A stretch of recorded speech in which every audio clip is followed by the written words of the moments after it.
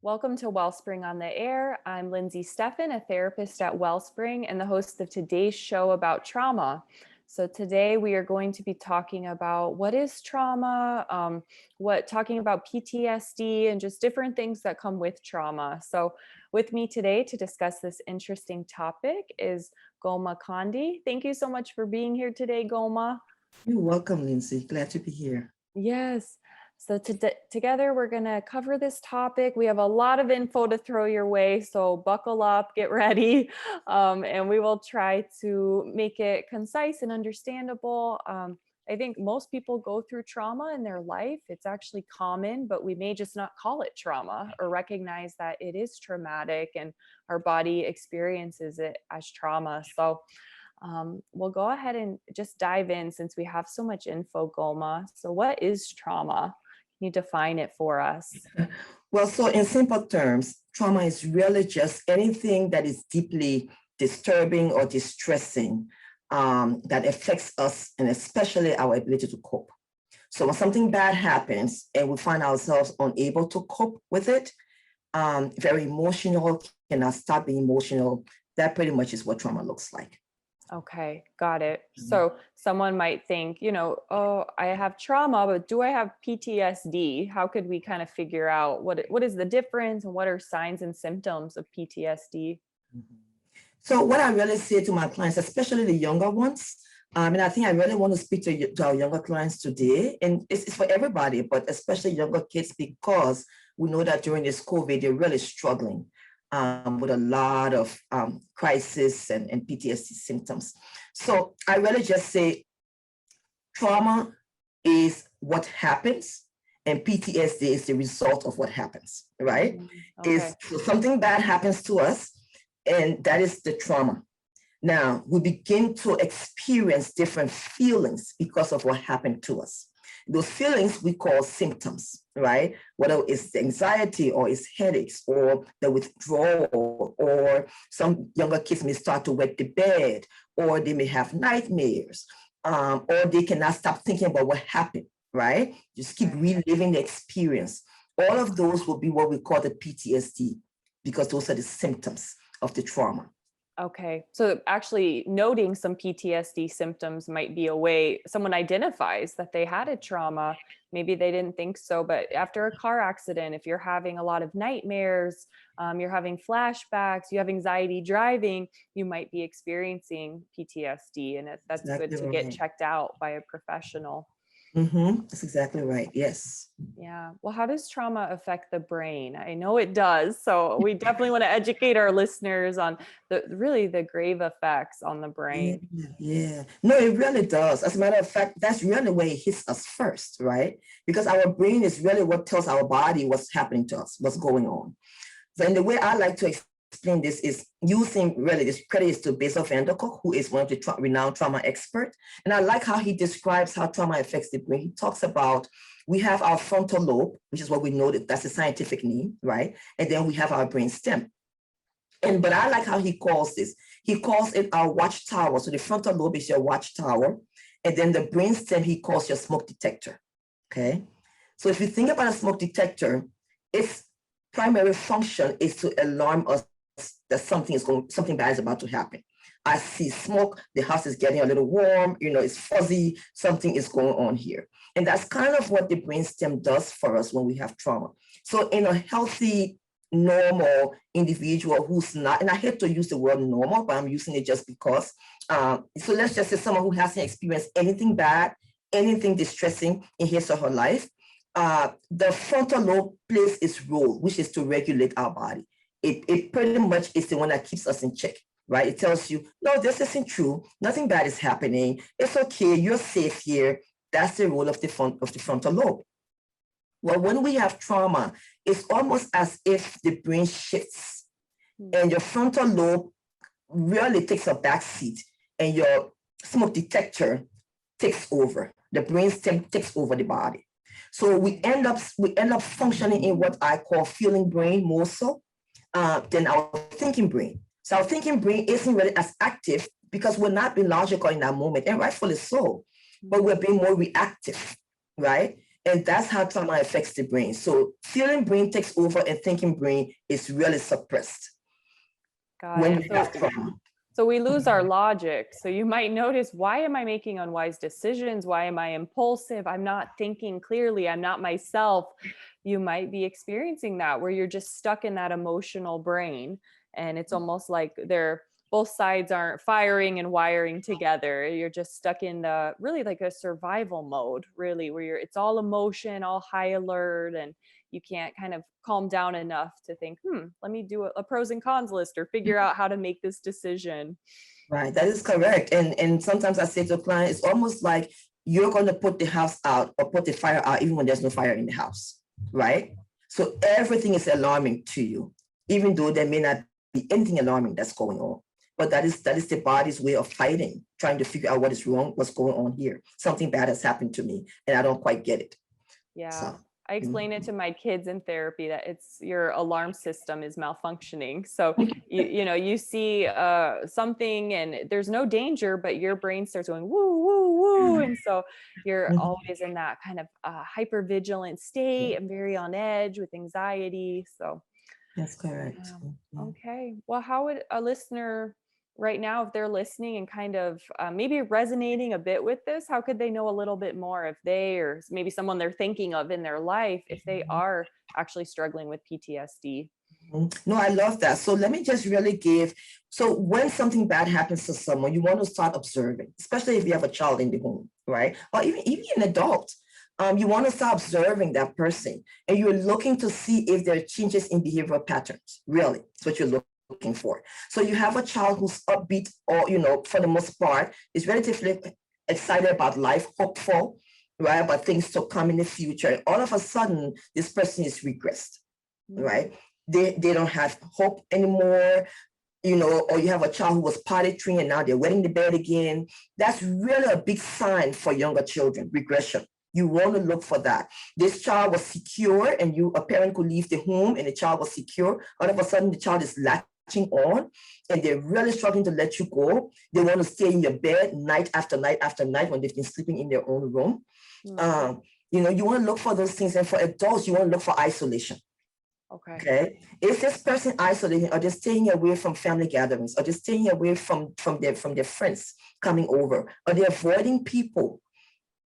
Or they're sleeping more than usual? Okay. Right? Or are they staying awake all night and not being able to sleep? Got it. Yeah, I always look at our sleep. That's a huge indicator that something's off. We're sleeping more than usual or not enough, or even appetite. Are you eating more or eating less? Those kind of those biological functions, necessary things just for survival and living. You notice they get interrupted first a lot of the time. That's correct. Yeah. So you really just want to look out for those things. So mainly again, in children, you want to be looking for regression, and in adults, look for isolation and look for changes in behavioral patterns. That's really a good measure to use. Okay. And just out of curiosity, because I think we have kids grow up in the same home and one goes down one path and one the other. So one develops PTSD and one seems to be very high functioning. So why do some develop PTSD and some don't? Well, the first thing I will say here is that we know scientifically that children are really resilient. Children are resilient. So we shouldn't take that for granted. However, science has not been quite able to prove why one person, survives trauma and they're able to cope and they're out and functioning. Another person may completely be overwhelmed by the trauma symptom. But what we do know is that a big part of it is really just our level of resilience. And some people may have to what we call meet all the criteria for PTSD, and others may just display symptoms here and there, right? Sporadic. Right. And somebody may have anxiety, or maybe they'll have depression, but it wouldn't meet all the criteria. So they're not, 6 months out, still in bed, can't move, having nightmares. However, we still need to treat each symptom. So even if it's anxiety that this person is showing, we want to be able to get help for that person, because there may be other things that may come later on that are not showing up right now. Got it. Yeah, and there's a diagnosis in our DSM that we use to diagnose for late onset PTSD. So Correct. I believe that's 6 months after the event, you start to notice symptoms. So it's interesting how God made us where we are different. Some Mhm, people, they within the day, they are visibly traumatized, and others, it's mhm, like it hits them months later. So you can stay in mhm. shock a long time or kind of have dissociated and almost Right. left the experience Yeah. in your mind. So there's a lot of factors. Yeah. And we don't know for Yeah. sure why one person responds this way and another in a different way, but we know that it does happen. So Yeah. it's not Yeah. uncommon. Yeah. No, we don't. And some people are spontaneous. They just come right back. And but that doesn't mean that we're not still observing and looking to see if they're okay.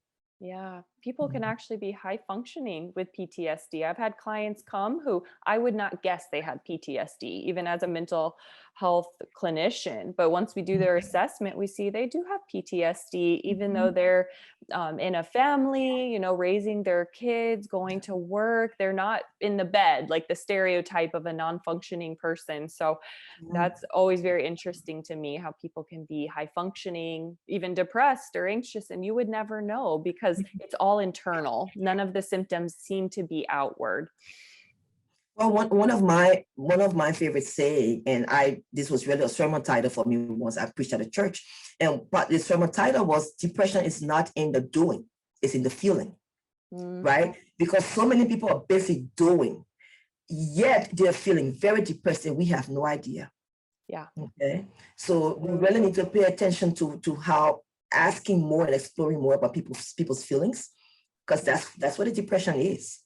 Yeah, you're right. And a lot of people, they avoid the depression or anxiety facing it by being busy. That's a huge Yeah, by doing. indicator. Yeah, you never rest. You never have a quiet time, slow down. Like, no, I can't do that. Then I'd feel everything. Say, okay, let's start there. Yeah. Exactly. All Exactly. right. Well, I Mhm. think we have time for one more question before we take a break. So, Right. what about people who say it feels like the trauma is happening over and over again? Mhm, mhm. Well, because really, again, we want to go back to brain, right? That's how the brain works. Okay. You're really in that brainstem and smoke detector mode. So what's really happening to you is you've been triggered, right? Mm, If you're feeling the trauma is happening over and over again, it's because you've been triggered. So for some people, sometimes just driving by a particular place, hearing somebody say something, seeing a certain color. We know, for example, people who are raped, sometimes the color red is a trigger mm. for those people, right? Right. Because they're seeing blood, whatever it may be. But sometimes we're really just being triggered by things we're seeing, and that really is a clear indication that we have not done trauma resolution work. Okay. If we feel that we're experiencing trauma over and over again, it's because we have no resolution.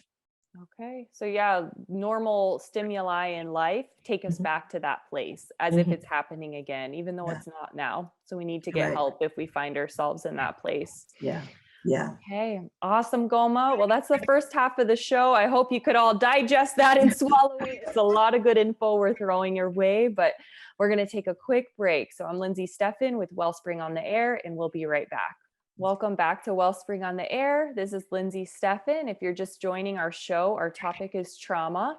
So far, I've talked with Goumah about what is trauma, what's PTSD, why do some people develop it and others not? So if you joined late, go to the podcast channel, Wellspring on the Air, or you can go to our website blog page at wellspringmiami.org and you can catch up just by searching trauma, and you can look up Goumah Conde because she is the expert on this today who's teaching us so much. So let's dive right back in because we still have a lot to cover. Right. I like to talk about the difference in children and adults because trauma Mhm. symptoms do come up differently or they're kind of demonstrated differently. So what can you tell us about that? Mhm. And sometimes not necessarily that it's different, except that children are a bit more expressive. You see it, and they really don't hide it as well as adults do. Again, adults are busy doing. We have life to tackle. We have bills to pay. We have families to care for, and so we just keep going. Whereas children kind of become crippled in some ways sometimes by the PTSD symptoms, and so we as parents are observant and we're able to see that something is off with my child. Whereas with adults, we're not communicating our pain and suffering, and we just hold on to it. So that really is where the difference is. It's how we cope, right? Okay. Yeah. So what would be some signs if we have a parent listening, or a tia, grandpa, grandma, whoever, what, if you have a child in your life who you're caring for, what, if they have gone through trauma, what might we see? What are some of those signs? Yeah. Again, you wanna be observant, and you're looking for regression. You're also looking for what may seem as disrespect. Let's go to culture here, because it's really important, right? Some cultures, the child cannot talk back, the child cannot raise his or her voice, you can't be upset when adults are speaking to you. And sometimes when children experience trauma, they become very irritable and agitated. And so you may have a child that is lashing out, and all of a sudden what appears to you as disrespectful or rude may not really be rudeness, right? Or disrespect. It could just be that this child is really, really struggling, trying to manage all of these fireworks that are going on in his or her body that he or she can't quite understand. So you really want to check in. You want to ask the question, are you okay? Right? Rather than saying, don't be disrespectful, don't be rude. Are you okay? What is happening to you? What's going on? Can we talk? Why this behavior all of a sudden? This is not you. Why are you behaving this way? You want to ask these questions, and then you open the door for the child to at least share or say, I'm not okay. And sometimes a classic one that kids will say is, I don't want to talk right now. Okay. And when you're hearing that, give them room, but you want to come back and explore. Yep. There's something there that you need to address eventually. Yes. Okay. Yeah. And it's common, we see with the teens and kids, depression shows up as irritability, anxiety can show up as irritability, PTSD. So definitely that bad attitude we see, sometimes we need to explore, and maybe something has happened. Maybe they're being bullied at school, or they're not coping with the divorce as well as we thought. So it's good to explore that. Yeah, or even something as simple as friendship. We don't see grief as trauma sometimes, or loss as trauma, but it is. They may be losing a good friend at school. They may be having some conflict with their peers, and you have no clue what's happening. But if you explore, you'll be able to find out this is a major loss for this child, and this can really cause anxiety and depression. Because it's all fear driven. So all of these things could really be happening to this child, and you really want to check in. It's true. I've had middle and high schoolers. That's the thing they want to talk about in therapy, is when they lost a friend, even sometimes in 3rd or 4th grade, they still think about it, and it was traumatic. And I think we don't assume that. We almost act like their emotions are not as developed or important, but they're having real human emotions, and those things are a big deal. Yeah. Well, it comes down to our attachment. So they're losing an attachment figure. Right? And that person may be their peer, but that's still an attachment that they're losing. And when we lose attachment, we're never more threatened than when we lose our attachment to someone. Right. So that's just something to think about. Okay. I've had a question asked before. When the trauma happened, I couldn't move. Why did that happen? That might be interesting for our listeners. Why does that happen sometimes? Yeah, that is really our body's natural response. So we know that we have the fight, flight, and freeze mode that our body will go into when something bad or something traumatic happens to us. We normally talk about the fight and the flight, right? We talk about the freeze a lot.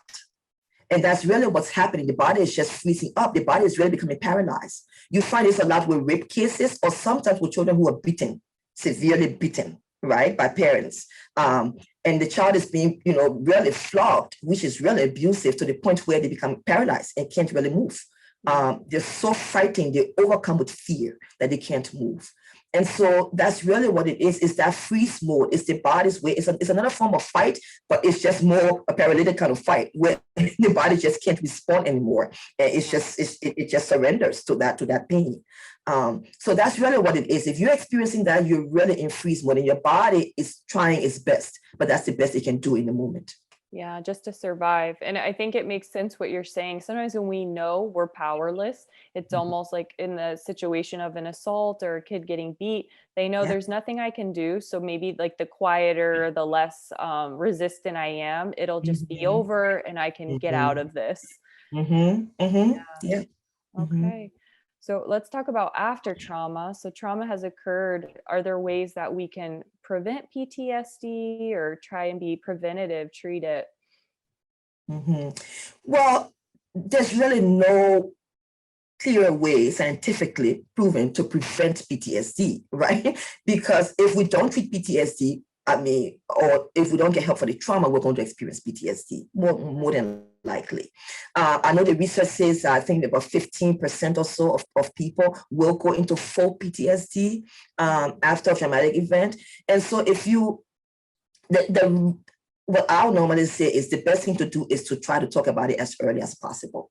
Yeah. Right. Try to get the help as something bad happens to you. Find a trusted person. Of course, you're not going to talk to everyone you meet, but find a trusted person that you feel safe and secure with, and try to address that issue. That's really, that to me is the best way. And that's what I've seen even with clients. It's just to say, the ones who have reached out right away and say, I'm getting a divorce, but I want to be proactive. I want to come in and start to talk before, I go through the divorce. Or I just lost my significant other and I want to come in before this grief overwhelms me. Those people have been able to really cope effectively. So that's really the best thing to do, is finding help as early as possible. Yep. Absolutely. And I do know that with EMDR, one of the trauma treatments we use, the sooner you do it, the less symptoms there are. So that is something sometimes you can, I believe, because I've seen it, that you prevent PTSD from developing if you can do the EMDR quick enough and kind of help their brain process it in the way it should if it wasn't in that survival mode. So there are some things, seeking therapy early, kind of being willing to talk about it early, which takes vulnerability and bravery, because that's hard. We often want to avoid, but it can really help you in the long run not to be down and anxious for so long. Right. Yeah. And speaking of that, the research really is that what it really does is it helps you to cope better. Right. So once you have the tools to cope, then, you probably won't go into a full-blown PTSD, but you may still have some of the symptoms, but you won't go into a full-blown PTSD. Right. Yeah. So, Awesome. yeah. And is it ever too late to look for help? Let's say you already have developed PTSD. Never, ever. It's never late. We know from Vietnam vets that 40 years after returning from war, the ones who have not gotten help still have PTSD symptoms, and they can still get help. I've treated vets who way out of service have been able to, get the effective tools to cope and really survive. Because that's really what it's about. It's surviving and coping, right? Because there's no cure, right? We want to be clear about that. There is no cure for PTSD. However, we can get the tools to be able to live a healthier life and to cope. Exactly. And I've had the same with specifically those who have been through some type of sexual abuse or assault. They've come years later. Maybe it was stuff in childhood with PTSD that they've lived with lifelong, but then they're able to decrease those symptoms and even, reestablish healthy relationships, healthy sexual content, all those things that, for years, they just thought this is just how life is. So it's really never too late. I see that too clinically. No. Yeah. What if we don't do therapy though? Will the symptoms naturally go away? Is it like the time heals all wounds? What do you think about that, Goumah? No, they don't. If you just go back to what I just explained about the brain and how it works. So when you have that shift in your brain, it's not as if that shift just, the brain just would just reshift itself without you doing anything. It doesn't happen that way, right? Yeah. So what you find is you have people going throughout life just really being reactive, or very, hypervigilant, have to, most of their lives, because they're trying to survive. The brain is trying to survive. The brain wants to be healthy. It wants to go back to where it can be logical, right? But it can't be logical without resolving the trauma. And what the trauma resolution is, it's not, again, erasing everything that happened. The brain is not going to erase what happened. But what will happen is that, right, when you think about the trauma, you're less reactive to it. That's the resolution. That's how you know you've resolved the trauma, right? You're less reactive to the experience. So you're able to be whole again. Awesome. So maybe I imagine a trigger comes up and I know my clients still they notice it, but it's not that their body reacts or they feel a flush of emotion or heat or their heart beating fast. So I might think back that memory is always unpleasant. I'll never feel good about it, but it no longer affects my whole system. It kind of takes over for Mhm. that minute or hour or day, even like it did Mhm. before. Exactly. I'll give you a classic example. So I'm a 9-year war survivor. When I first relocated from my country, Liberia, to the United States, every time I would hear fireworks, I would go into full panic. Right. That was prior to doing trauma resolution work. After that, I actually attend July 4th events now. I can sit through fireworks now. So it's not that my body is not aware that there's something going on, but I'm less reactive to it. And that's exactly what trauma resolution does for us. Okay. So you might be saying that maybe you wouldn't choose a fireworks show as your first, choice for an evening, No. but you can do it. If your family wants to go, your girls want to see the fireworks, you can do it. And it's not like a miserable experience now. Absolutely. And again, we're talking about fireworks, right? Versus somebody who's raped. Now, you're not going to choose to go back and visit that person. That's not what you're going to do. So we're talking about the different levels of trauma here as well. Right. Exactly. But Yeah. maybe that person, they could be around men again or have healthy contact with men again over time as they do their Correct. work. Correct.